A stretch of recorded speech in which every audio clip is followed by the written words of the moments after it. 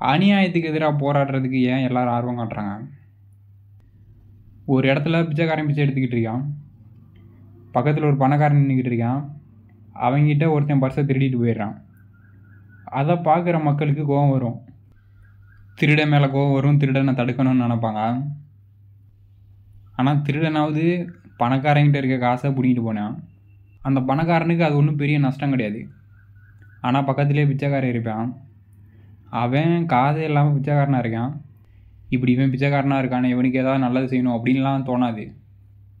ஆனால் அநியாயம் நடக்கும்போது மட்டும் கோபம் அதிகமாக வரும். அநியாயத்தை தடுக்கணும்னு தோணும். இதுக்கு என்ன காரணம்?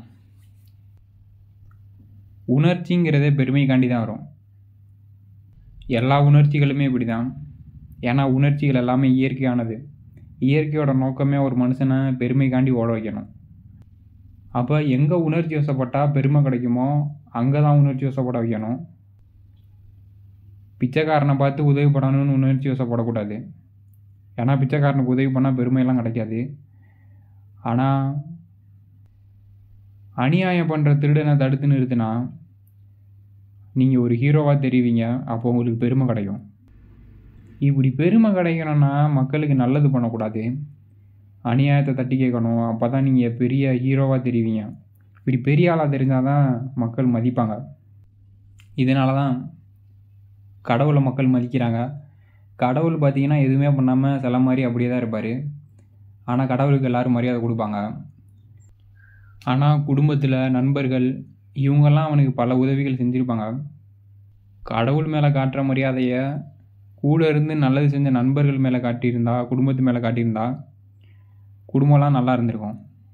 இப்படி யார் நல்லது செய்கிறாங்களோ அவன் மேலெலாம் மரியாதை காமிக்க மாட்டாங்க. எதுவுமே பண்ணாமல் சும்மா இருக்கிற கடவுளுக்கு மரியாதை கொடுப்பாங்க. இப்படி தான் மரியாதை கிடைக்கணும்னா நீங்கள் எல்லாருக்கும் போய் நல்லது பண்ணணும்னு அவசியம் கிடையாது. நீங்கள் நல்லது பண்ணீங்கன்னா யாருக்கு நல்லது பண்ணுறீங்களோ அவன் கூட உங்களை மதிக்க மாட்டான். எல்லோரும் மதிக்கணும்னா பணம் பதவி இதெல்லாம் அடைஞ்சு உங்களை நீங்களே பெரிய ஆளாக காமிச்சிக்கணும்.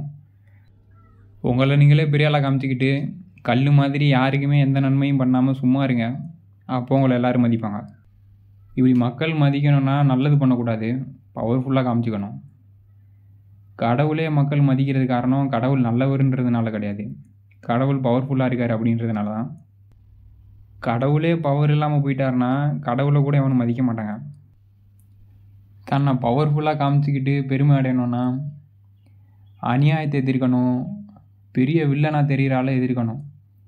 அப்போ தான் பெரிய வில்லனை எதிர்க்கிற நீங்கள் அதை விட பெரிய ஆளாக தெரிவிங்க.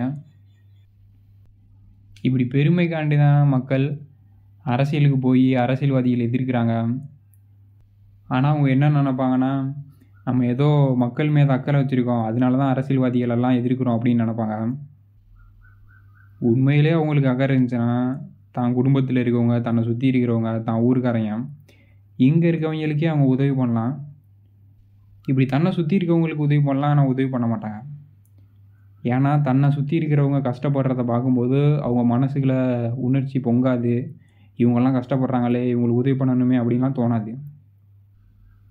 ஆனால் அரசியல்வாதி தப்பு பண்ணான்னா அதை பார்க்கும்போது அவங்களுக்கு உணர்ச்சி பொங்கும்.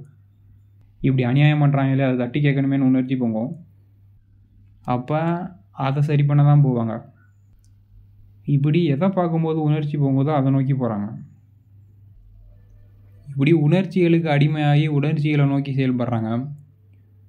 உண்மையிலே மக்களுக்கு நல்லது செய்யணும்னா உணர்ச்சிகளை வச்சு செயல்படாமல் இந்த சமூகத்துக்கு என்ன தேவை, சமூகத்துக்கு என்ன உதவி பண்ணலாம் அப்படின்னு அறிவை பயன்படுத்தி யாருக்கு என்ன உதவி பண்ணணும் அப்படின்னு அறிவால் செயல்படணும். ஆனால் அறிவை பயன்படுத்தி செயல்படாமல் மனம் போன போக்கில் போகிறது. மனம் போன போக்கில் போனால் பெருமைக்கு பின்னாடி தான் போக வேண்டியதாக இருக்கும். ஏன்னா மனசுன்றதே பெருமையை நோக்கி தான் ஓட வைக்கும். இப்படி மனம் போன போக்கில் போய் பெருமைக்காண்டி போய் கடைசியில் இதெல்லாம் நம்ம மக்கள் மேலே இருக்க அக்கறையில் பண்ணுறோம் அப்படின்னு வேறு கற்பனை பண்ணிக்குவாங்க. இதையும் ஏன் இப்படி கற்பனை பண்ணுறாங்கன்னா அதுவும் பெருமைக்காண்டியான். உண்மையை தெரிஞ்சுக்கணுன்னா அறிவை பயன்படுத்தி யோசிச்சிருக்கணும். நம்ம ஏன் அரசியலில் ஆர்வம் காமிக்கிறோம்? சுற்றி இருக்க மக்களுக்கெல்லாம் உதவி பண்ணணும்னு ஏன் நினைக்கிறதில்ல? ஏன் நம்மளுக்கு அநியாயத்தை பார்க்கும்போது மட்டும் உணர்ச்சி பொங்குது? இப்படிலாம் யோசித்து நம்ம ஏன் அரசியலுக்கு போகிறோம் அப்படின்னு முடிவெடுக்க மாட்டாங்க. மனசுக்கு என்ன பிடிச்சிருக்கோ அதை அப்படியே நம்பிடுறது. நம்ம மக்கள் மேலே இருக்க அக்கறையினால தான் அரசியலில் இருக்கோம் அப்படின்றது கேட்குறதுக்கே பெருமையாக இருக்கும். இப்படி பெருமையாக இருக்கிறனால அதை அப்படியே நம்பிடுறது. இப்படி தான் மனம் போன போக்கில் போகும்போது எது சமூகத்துக்கு நல்லதோ அதை செய்ய மாட்டாங்க, எது பெருமையோ அதை செய்வாங்க, எது உண்மையோ அதை நம்ப மாட்டாங்க. எதை நம்பினா பெருமை கிடைக்குமோ அதை நம்புவாங்க. பெருமைக்காண்டி தான் அநியாயத்துக்கு எதிராக போராடுறாங்க. இப்படி பண்ணுறதுனால தான் காலங்காலமாக எல்லா பிரச்சனைகளும் உருவாகுது. எல்லா போர்களுமே அந்த போரில் கலந்துக்கிறவங்க எல்லாருமே என்ன நினைப்பாங்கன்னா, ஏதோ நம்ம நாட்டுக்காண்டி பண்ணுறோம் அப்படின்னு நினச்சிக்குவாங்க.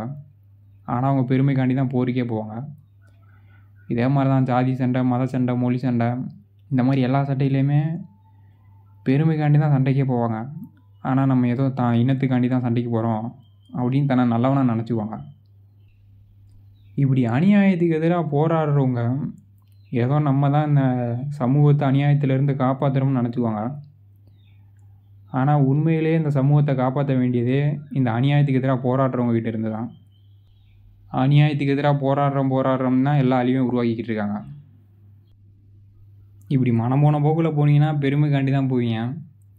உண்மையிலே சமூகத்துக்கு நல்லது பண்ணணும்னா இந்த சமூகத்துக்கு என்ன தேவை, மக்களுக்கு என்ன தேவை அப்படின்றதெல்லாம் யோசித்து வாழ்க்கையை புரிதலோட வெளிப்பாடாக செயல்படணும்.